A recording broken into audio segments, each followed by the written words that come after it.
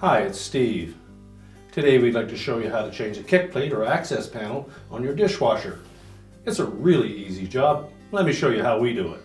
Now to do this repair, you'll either need a large coin such as a quarter or a wide flat blade screwdriver. And that will allow us to remove the two retainers that secure that kick plate to the dishwasher.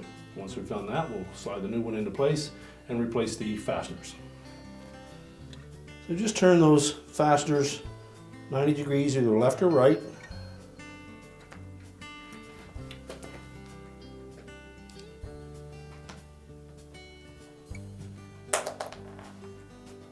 Now with the fasteners removed, we'll simply lift that old kick plate assembly away from the dishwasher. We want to check for the wiring and service information that is typically located in behind that insulation. So you'll want to remove that and transfer it over to the new one. Now when installing the new kick plate, we want to tuck the bevel size up into the dishwasher, and we'll line up these rectangular openings with the slotted openings on the frame of the dishwasher.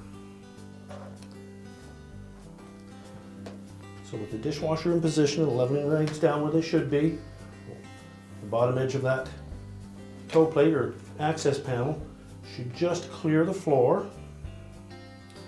Then take our fastener, slide it into that opening,